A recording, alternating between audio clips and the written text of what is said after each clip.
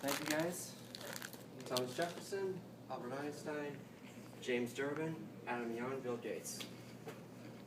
These men did great things in their own time, but they all shared something in common. They all had a common trait called Asperger's syndrome. Now, I'm sure you guys have heard of the term, but nowadays people don't actually understand it. I chose it because I have it. Since I was 8, I've been lost and confused about today's modern society. I didn't feel normal. I've been constantly misunderstood and bullied because of it. I tried too hard to fit in, but as I got older, I realized you can't control people or even predict them. In today's world, it's easy to dismiss what you don't understand, or probably what you don't want to understand. I will try to help you understand this better. First, let's discuss what is not Asperger's. First off, it is not a mental disorder. It is a disorder associated with autism, but it is not mental. People have been under the misconception that since the word syndrome is in it, that it is a disease and that there is a cure. That is not true. Asperger's syndrome is not a disease, and therefore there is no cure. It's not something that the human eye can see. Next, Aspies, people with Asperger's have been called both inferior and defective. Again, a complete deceitful lie. Aspies are no different than everybody else. They may think differently, but in actuality, they're not really that different. Next, Aspies have been called violent and crazy. I'm sure you guys know about the Sandy Hook shooting 4 years ago, and you've probably seen the report that the shooter, Adam Lanza, had Asperger's. But Aspies aren't normally, they're not really violent nor crazy. Adam Lanza, there's not even a guarantee that he even had Asperger's. Lastly, Aspies have been called unlovable or incapable of love. Jerry Newport, a math expert and author, and an Aspie, in his book Mozart and the Whale said, "There are plenty of children, teens, and adults out there who feel as hopelessly different and unlovable as we did, who have resigned themselves to believing that they're doomed to live out life without ever feeling like a single person can accept them for who they really are."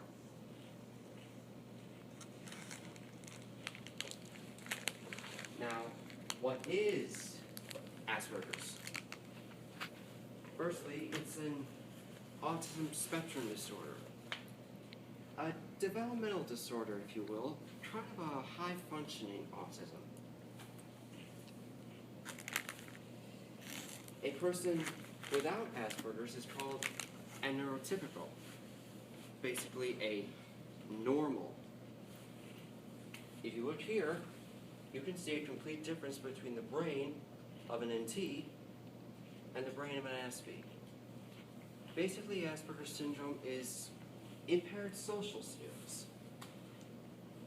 The disadvantages to it are listed. First, there is social interaction. Aspies have a hard time communicating with face-to-face communication. Most of the time, they have their eyes down, and that can be viewed as rude. Yes. Second, there are emotional problems. Aspies can be very emotional at times. They tend to let their emotions get the best of them, especially when they are in a state of frustration or depression. Sensory issues. Aspies are very sensitive in these terms: sight, smell, hearing, taste, feel. They're very sensitive to all this stuff. Repetitive behaviors.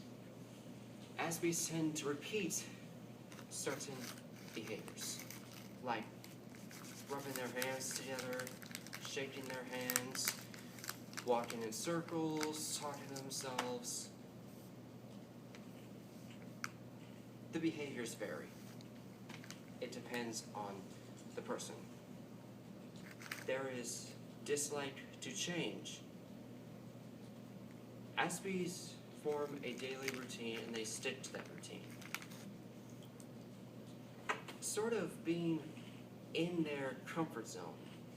If they're taken out of that comfort zone, they react differently. For example, there's probably somebody here who, when they first moved here, they didn't like living here because they were out of their comfort zone. They didn't get used to living in a different place hundreds of miles from home. So they may tend to react in a strange way.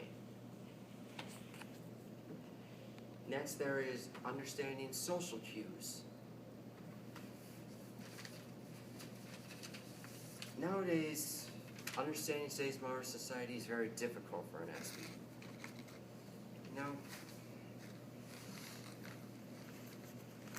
They don't quite think or understand the same way everybody else does. If you look at Romans chapter 12, verse 2, it says, "Do not be conformed to this world, but be transformed by the renewal of your mind, that by testing you, you may discern what is the will of God, what is good and acceptable and perfect."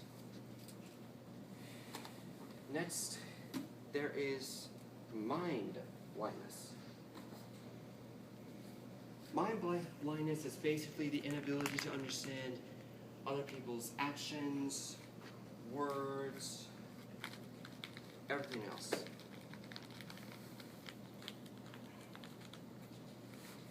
Not being able to read other people.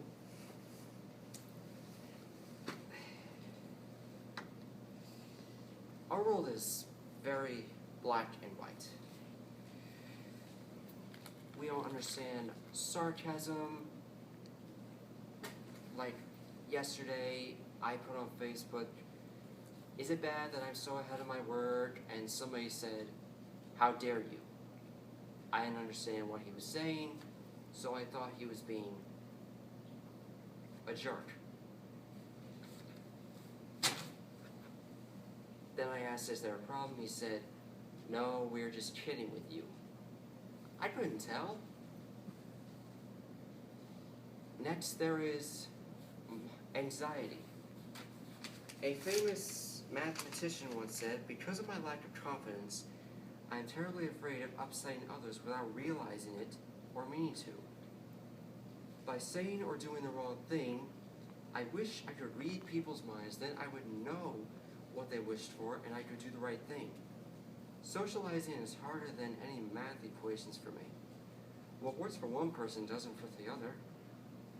People do not always say what they mean or stick to what they say." Connected to mind blindness, the thing about Asperger's is not knowing what people are thinking. So they have to learn to ask what other people are thinking. For example, I don't know what you guys are thinking about this speech. You probably don't like it, you probably do. I do not know. But there are some advantages. There is intelligence. Aspies tend to be very, very smart in very different fields like science, math, anything. Heck, I bet probably most of the people at NASA probably have Asperger's. They probably do. Next, there's honesty. Asperger's tend to be very honest. That's why we don't understand when somebody's chained with us, or we don't understand jokes sometimes.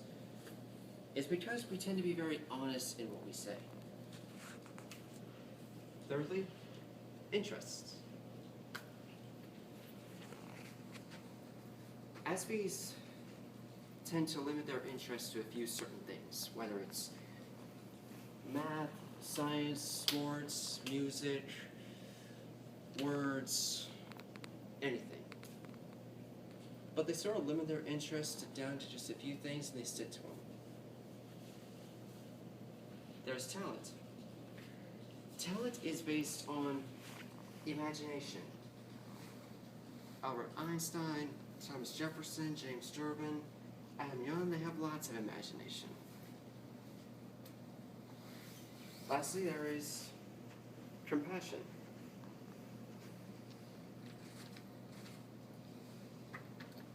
As Jerry Newport said,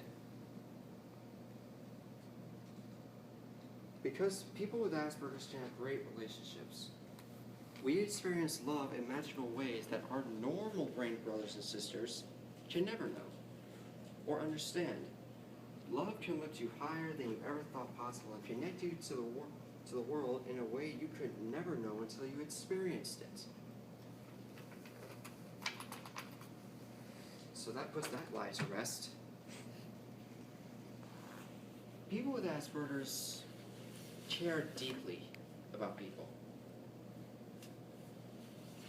They may sometimes have a difficulty in showing it, but they care. Now, how does God see autistic people? I will tell you. In John chapter 9, verses 1 to 3, here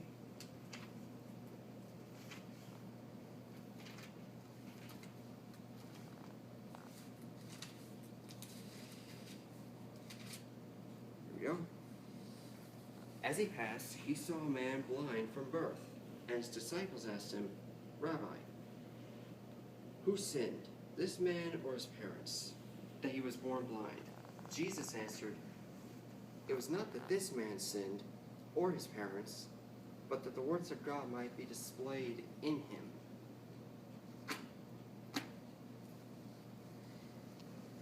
God can even take the most broken of people and take their disabilities and use them to show his works. He took Jerry Newport and Aspie, made him a math expert. He took James Durbin, a man born with both Asperger's and Tourette syndrome, and now he's a famous singer. He even went on American Idol in the 10th season.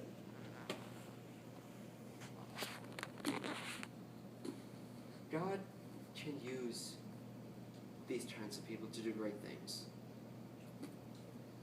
Great things.